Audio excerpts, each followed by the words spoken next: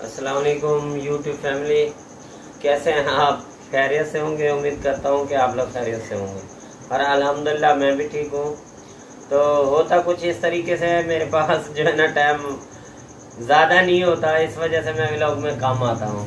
और इतना बड़ा खुशी का दिन गुजरा है, मैं आप लोगों के लिए व्लॉग नहीं बना पाया। तो आज ईद का दूसरा दिन था, तो मैं इसलिए आपको अपनी बातें, अपना दिन शेयर करना चाह रहा हूँ।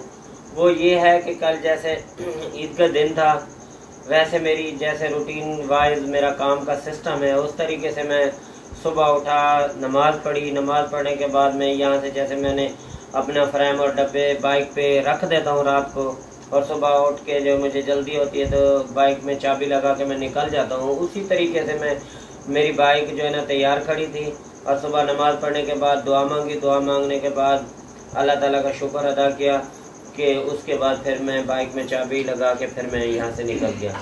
जैसे कि आगे मैं पेट्रोल पंप पे, वहाँ से मैंने तेल डलवाना होता है डेली का।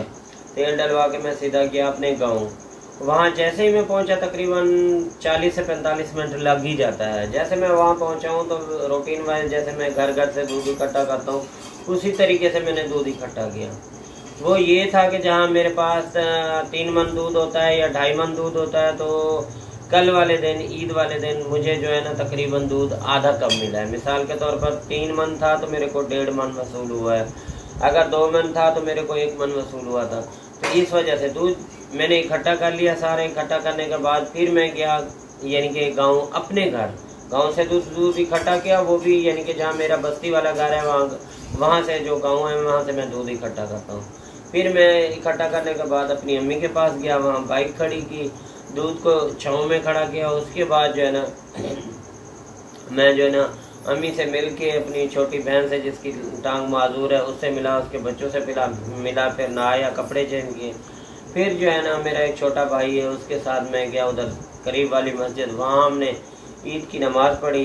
फिर आए कब्रिस्तान, वहाँ जाके अपने बुज़ुर्गों के यानी कि कब्रों पे जाके सूरत फातिहा, सूरत इखलास जैसे भी होता है वो कलमे पढ़ी, वहाँ उनको बख्शिश की। उसके बाद दुआएं मांगी। दुआएं मांग के फिर जो है ना हम वापस अपनी अम्मी के पास आ गए। वहाँ अम्मी के पास बैठा रहा थोड़ी देर। वहाँ से सेवियाँ वगैरह जो भी घर में बना होता है, जैसे हर घर में बना होता है उसी तरीके से जो बना हुआ था, तो फिर हमने दोनों भाइयों ने बैठ के वहाँ से खाया। खाने के बाद फिर जो है ना मैंने अम्मी से इजाज़त ली। मैंने अम्मी को कहा कि अम्मी आज ईद का दिन है, लोग मेरी इंतज़ार में होंगे क्योंकि मैं जाऊँगा तो लोग जो है ना दूध यूज़ करेंगे। तो आज ईद का दिन है, किसी को ज़रूरत होती है सख्त, तो इस वजह से जो मेरे पास है, जिन जिन लोगों को पूरा होता है तो मैं उनको तो दूँ। और हालांकि काफ़ी लोगों को मैंने एडवांस में बोल दिया था कि कल ईद है, शायद मेरे पास दूध नहीं होगा, तो आप अपने दूध का बंदोबस्त कर लेना, यानी कि कहीं शॉप वगैरह से ले लेना। काफ़ी लोगों ने तो मुझे ये कहा कि भाई शॉप का दूध जो है ना हमारे बच्चे नहीं पीते, शॉप का दूध जो है हमें अच्छा नहीं लगता, उनमें वहम होता है कि रात वाला सुबह वाला मिक्स है या कोई पाउडर वगैरह जो भी होता है वो होता है। आपके दूध का एतमाद है क्योंकि हमें आप पे भरोसा है, और आपके दूध पे भी भरोसा है क्योंकि हम पीते हैं, हमारे बच्चे पीते हैं, तो हमें यकीन होता है कि दूध आपका अच्छा है। इस वजह से हम कहते हैं, हमारी ये ख्वाहिश है कि दूध ईद वाले दिन भी आप हमें दें। तो मैंने भी उनसे यही कहा कि मेरी आदत है, मैं साल में सिर्फ एक छुट्टी करता हूँ, वो जो होती है 10 मुहर्रम की, उसके अलावा मेरी छुट्टी नहीं होती। अल्लाह ना करे कोई ऐसी मजबूरी, अल्लाह ना करे कोई ऐसा वक्त आ जाए, वो अलग बात है, मगर मेरी साल में छुट्टी एक ही होती है 10 मुहर्रम के, उसके बाद मेरी कोई छुट्टी नहीं होती। वो भी इस वजह से होती है कि 10 मुहर्रम को लोग दूध नहीं देते, वो नियाज नज़र में जो है ना बांट देते हैं। तो मेरे पास भी अगर कुछ दूध मिलता है तो मैं भी उसका जैसे नियाज नज़र में हर बंदा बांटता है, मैं भी बांट देता हूँ। तो या खीर वगैरह बना ली या कुछ भी दूध में बना के मिक्स करके बांट दिया, तो इसी तरीके से। लेकिन ईद का मौका है तो दूध जहाँ मुझे यानी कि मन मिलता है तो वहाँ आधा मन, अगर 2 मन मिलता है तो मन, 3 मन मिलता है तो 1.5 मन, जहाँ से मुझे जितना दूध मिलता था, आधा भी मिलेगा तो मैं ज़रूर ले आऊँगा। और जिन जिन लोगों का अगर पूरा कर सकता हूँ तो करूँगा। तो मुझे जो दूध वसूल हुआ था, फिर अम्मी से इजाज़त लेने के बाद फिर सिटी में आया।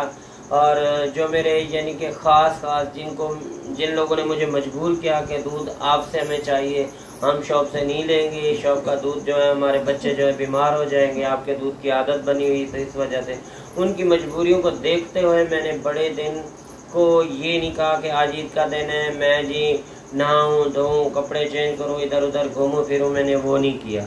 मैंने कहा कि कोई अगर मेरे आसरे पे, कोई अगर मेरी वजह से खुश होता है, मेरी वजह से किसी को अगर कोई चीज़ मिल सकती है, किसी के बच्चे की अगर सेहत सही रह सकती है, तो इसका मतलब है मुझे उनका ख्याल रखना चाहिए। तो इस वजह से मैं फिर वो दूध जिन जिन लोगों को मेरे ऊपर उम्मीद थी और जिन जिन लोगों ने मुझे मजबूर किया, उन लोगों को मैंने दूध सप्लाई किया। उसके बाद मैं घर आ गया। जैसे मैं घर आया तो ईद का दिन था, सारे तैयारी वगैरह में लगे हुए थे, तैयारियां कर रहे थे। तो खाने पकाने की भी, वैसे अपने चेंजिंग वगैरह कपड़ों वगैरह की भी। तो उसके बाद मैं आया, मैं आके लेट गया। मैंने कहा थोड़ी देर के लिए मैं लेट रहा हूँ और जब तक मैं थोड़ा रेस्ट करता हूँ उसके बाद जो है ना फिर देखेंगे। जैसे मैं लेटा तो मुझे नींद आ गई। अच्छा, तो मैं सोया हुआ था तो इन लोगों ने मुझे जगाया, तो काफ़ी टाइम हो चुका था। फिर घर में मेहमान वगैरह, जैसे ईद के दिन होता है तो सबके पास आते रहते हैं, तो मेहमान वगैरह घर में आए हुए थे। तो मेहमानों के साथ टाइम गुजारने से शाम हो गई, बल्कि रात हो गई, फिर कहीं निकलने का टाइम ही नहीं बचा। और दूसरी ख़ास बात मैं आपको बता दूं, ईद का दिन हो या कोई भी बड़ा दिन हो खुशी का, मैं अपनी फैमिली को लेके शोर शराबे में जाऊं और जो है ना मुझे बहुत ही एक अजीब सा लगा। इस वजह से मैंने बच्चों को भी बोला, देखो आगे पीछे तुम घूमते रहते हो, अगर माइंड नहीं करो तो इतना बहुत बड़ा हजूम है, रश पड़ा हुआ है, कोई किधर से आया हुआ है, तो इन लोगों के बीच में जाके हम भी घूमे तो कोई फायदा नहीं है। वैसे तो हम सिटी में रहते हैं, आज नहीं तो कल चले जाएंगे, परसों चले जाएंगे। वैसे मैं आपको चक्कर लगवा देता हूँ बैर से, तो इंशाल्लाह कल परसों जब आप कहोगे 3 दिन ईद होती है, तो आज इतना बड़ा रश है, लोग पता नहीं किधर से आ रहे हैं। इस वजह से जो है ना मैंने इनको घुमाना भी नहीं चाहा। तो उसके बाद जो है ना कुछ इन लोगों का भी मूड नहीं था, क्योंकि घर में मेहमान थे, मेहमानों की वजह से ये भी कह रहे थे कि आज नहीं चलते। तो कल का दिन ऐसे गुजरा, रात हुई, हम लोग सो गए, खाना वाना जैसे भी था वो खाया पिया। तो जैसे ही सुबह उठा तो मैं वैसे रूटीन वाइज अपने काम पे चला गया, वापसी आया हूँ। जैसे मैं फिर आके होके आया, बल्कि मैं काम कर ही रहा था, मैंने इकरा से बात की, मैंने कहा यार आप तैयार हो जाओ, ईद का दूसरा दिन है तो आप तैयार हो जाओ। जैसे मैं फ्री होके आता हूँ, टाइम तो वैसे भी कम होता है, तो अब मैं फ्री आके बैठूँ, तुम फिर बाद में तैयारी करो, टाइम काफ़ी ज़्यादा हो जाएगा, उससे बेहतर है मैं आऊँ तो तुम तैयार हो। और जैसा कि मैं घर आया तो इकरा तैयार थी और मैं भी आके जैसे चेंजिंग वगैरह होती है वो की। उसके बाद हम चले गए उधर अपनी सिस्टर के पास, वहाँ गए, उनसे मिले, बैठे रहे, बातें की। भाई का घर है उधर, तो उसके घर 2-4 मिनट बैठा, फिर जो है ना मैं वहाँ से सिस्टर के घर गया, वहाँ बैठा रहा, फिर वहाँ चाय पी, उसने जो बनाया हुआ था, क्योंकि काफ़ी चीज़ें अच्छी खा कर हर बंदा थक जाता है, फिर उसने मेरे ख्याल में दाल सी बनाई हुई थी, दाल और रोटियां ले आई, फिर हमने वो खाया और अच्छी बनी हुई थी माशाल्लाह, शौक़ से हमने खाई। वो दाल और रोटी खाने के बाद फिर चाय पी, चाय पीने के बाद हम लोग वहाँ से निकल पड़े, फिर वापसी आए इधर अपने सिटी में। यहाँ आके रास्ते में हमने बर्फ़ लेनी थी, तो मैंने वो बर्फ़ ली, बर्फ़ लेके फिर वापसी घर आए। घर आके बैठे, मैंने इन लोगों को छोड़ा कि आप जो है ना इधर बैठो, मैं इधर किससे मिल के आता हूँ। फिर मैं चला गया इधर, साथ में एक चक्की है हमारी, तो उनको मैं दूध भी देता रहता हूँ, तो उनसे आटे का कोई हिसाब किताब करना था, क्योंकि मैं उनको दूध देता हूँ तो आटा उन्हीं से लेता हूँ।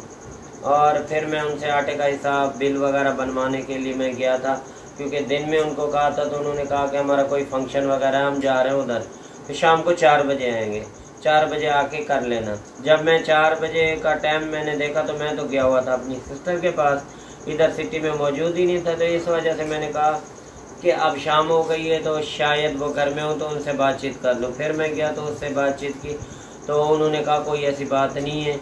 उन्होंने जो भी मेरे साथ हिसाब करना था वो मैंने उनसे हिसाब किताब कर लिया। उसके बाद मैं घर आया हूँ, घर आके बैठा तो इन लोगों ने कहा कि वो हमारी कोई पड़ोसन वगैरह आ रही हैं इधर, बच्चियाँ जिनके पास ना इकरा जिनने वो क्या नाम है सिलाई का काम सीखा है।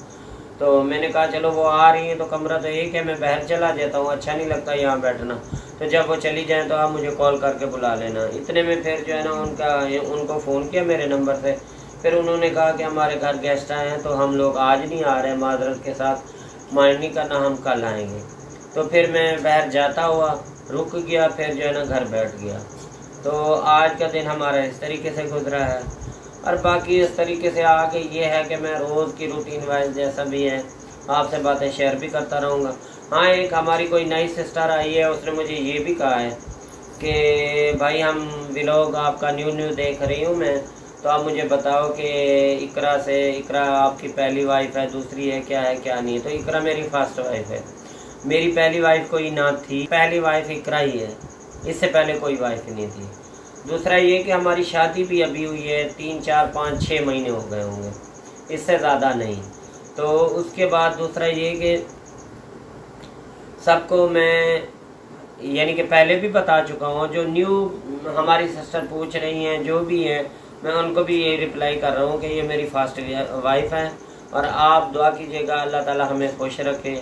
बात एज की नहीं होती कि कहते कि बड़ी एज के यानी कि मैं बड़ी एज का या वो कम एज की, बात होती है कि इंसान का खलूस हो, दिल हो और सच्चे दिल से एक दूसरे को चाहत हो। तो उसके बाद जो है ना अल्लाह ताला जो चाहता है ना वही करता है। जोड़ियाँ जो है ना आसमान से बनती हैं। अगर ये मेरे नसीब में थी तो इतने यानी कि अरसा मेरा रिश्ता कहीं होना था तो हो जाता, मगर ये मेरे नसीब में थी, इस वजह से मेरा रिश्ता लेट हुआ। और ये भी एक बात नोट कीजिएगा, माइंड भी नहीं करना, जो भी यूट्यूब फैमिली मेरा व्लॉग देखती है, कहीं ये नहीं समझना कि भाई कुछ गलत बोल गया है। मेरे कहने का मकसद ये है कि जब अगर बड़ी एज का अगर कोई लड़का होता है तो उसमें फ़र्क एतराज़ करने की ज़रूरत नहीं होती, क्योंकि अगर एज ज़्यादा होगी तो वो अपना घर चला पाएगा, वो समझदार होगा, वो अपना सिस्टम खुद ही चला पाएगा। अगर कम एज का होगा तो दूसरा का मोहताज होगा, उसको एक तो इतना तजर्बा नहीं होगा, दूसरा ये कि अगर वो उसको तजर्बा होगा तो अपने माँ बाप के यानी कि कहने पे अपने माँ बाप की कमाई पे हाथ रखेगा। और जो खुद यानी कि अगर उसकी एज पूरी है, अगर वो तजर्बाकार है तो उसको किसी का मोहताज ही नहीं है, उसका काम काज मेहनत सब वो उसके ज़िम्मे है, वो खुद करके अपना घर चलाएगा। जैसा कि मेरी एज में तो ज़रूर फ़र्क है, मगर जो है ना मेरी मेहनत, मेरा अंदाज़, मेरा अखलाक, मैं तौबा करके कहता हूँ कि अल्लाह ताला सब के अंदर यही मेहनत, यही अखलाक, यही मोहब्बत पैदा करें कि एक दूसरे को दिल से चाहें। तो इसी हवाले से मैं सबको एक गुजारिश करता हूँ कि एज का फ़र्क कभी भी नोट ना कीजिएगा, बस ये देखिएगा कि सामने वाला कैसा है, कि भाई वो मेहनती है, वो अपना घर चला सकता है, अपनी बीवी को खुश रख सकता है, अपना यानी कि सब कुछ वो खुद कंट्रोल कर सकता है, तो फिर किसी भी चीज़ को नोट ना करें।